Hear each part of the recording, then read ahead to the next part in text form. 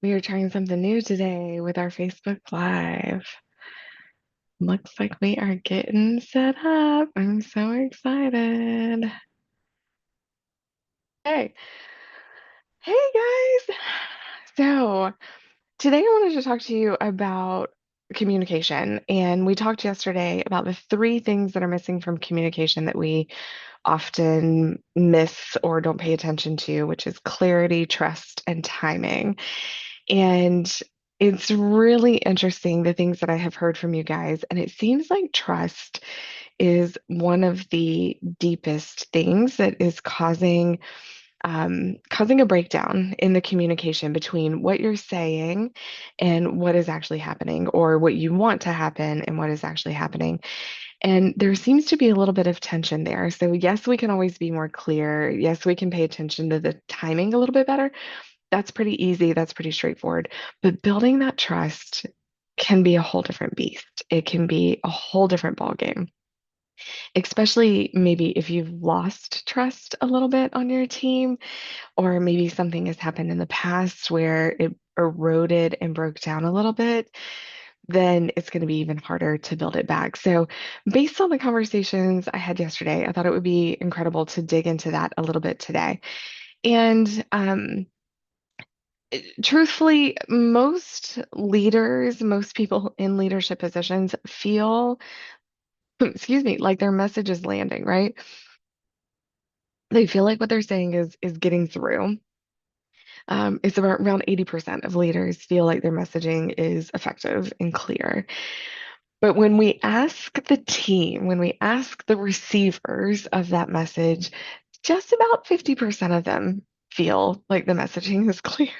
So there's about a 30% gap in what we think we're doing and what we're communicating and the people that are actually receiving it. Now, the half that get it, they feel like it's clear, it's great. We don't need to worry about those people. We need to worry about that 30% gap, because when we're thinking about how that is breaking down in execution, in delivery, in overall trust and team productivity, it's going to matter, right? That 30% is gonna it's gonna make an impact in how our team functions and what happens. And you may have noticed that you are over explaining. That's not uncommon. You may have noticed that you just stopped explaining because it felt like it wasn't mattering anyways, and you were just sending it out and whatever. You're not even spending time worrying about whether or not it's being received well, because you're just done. You're just exhausted, and thinking about that is too much. You may be noticing that you're just sitting in the car before you go in to work in the morning, before your next meeting. You're sitting in your office and ruminating on whether or not you're just a bad communicator, if that's even fixable. If you're just a bad leader overall, you've probably had that thought. You don't admit that to anyone, but it's there, it's happening. Or wondering if your team is the problem, if they're just impossible, and if they're even fixable. Um, and because this breakdown is happening, and because based on things you told me yesterday, trust is probably not there or not as strong as you want it to be, you're starting to lose your credibility with your team. You are noticing increased tension, and it's keeping you awake at night. You may even be sitting in meetings telling people what to do, but in the back of your head, you're already thinking about the problems that are going to happen, the person that's not going to listen, the person that's not going to execute, uh, or you're worried if, whatever it is you guys are working on is going to happen at all, right? So let's talk about that gap, because what I don't want to have happen for you is I don't want that gap to get wider.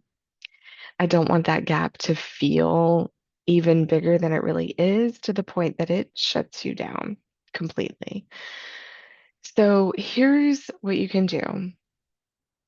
I want you to ask yourself if the team, and if we can be really honest, if you know the why. Do you know your why? If you haven't, you probably have. But if you haven't watched Simon Sinek's TED Talk on starting with why, it is powerful and incredible. And we don't need to go into all those details right here. You can go watch that. But I want you to ask, does the team know the why? Do I even know the why? And listen, the truth is, as a leader, sometimes you're going to be asked to do things where you're not bought into the why, where you don't have clarity on what the why is. I need you to figure it out. I need you to figure that out because for you to be able to relay that to your team and you don't know it yourself, it's going to fall flat. It's not going to work. It's going to be a disaster. And I need you to figure that part out. And once you have that why and you understand your why in what you're doing, I want you to think about how you communicate that to your team. Why is it important to the organization? Why is it important to the team as a whole? And then also, why is it important to them as an individual? You may have people that you have to have one-off conversations with to understand what motivates them, understand what matters to them, understand their why so that you can have that conversation. That's huge and that's crucial. It takes a lot of work on your end as a leader, but once you have it, you don't have to figure it out again. And then you've done what? You've built trust. And that was the whole point, anyways. If you have a why centric team operating out of their passions, the things that drive them, their vision, their goals, the organization's visions and goals, and every one of them as an individual is bought in, you're going to see light years of ROI. You're going to see light years of people feeling good about the work that they do. And you know, as a human, when you feel good about the work you do, you show up better, you show up in a better attitude, you problem solve faster, you're more creative with the solutions that get brought to the table, you work quicker, you work more efficiently. And you rest better at night because now you're not spending all of your brain power thinking about all these things and staying up ruminating, right? It's the same for your team. You guys are not different. You're both humans. You're all humans. So if you can figure out and tap into that, like it's a superpower. It is nothing but a superpower. The organization needs to operate from the why. You need to operate from your why, and you need your team operating from their why. And when you get that good, the sky is the limit. It is just absolutely the limit. So we talked yesterday about like adding one sentence to a directive where you can be clear, be timely, and address some trust on the team. When you are operating from a why, here's one little half of a sentence you can add.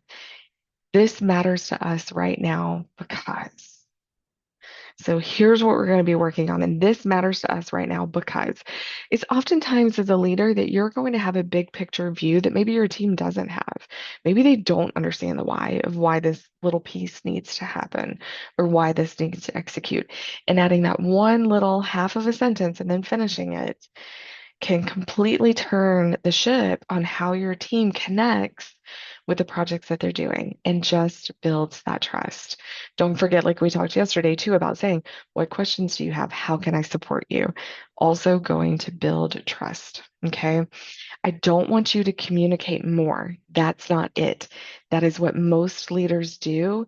And that's not the answer to your problem. That's not going to fix it. Don't try communicating more. It can actually make it worse. People erode trust when you're over communicating. Make it pointed, make it clear, make it timely, and build that trust. Tell them the why. Okay, super excited to hear from you guys on what your whys are, what motivates you.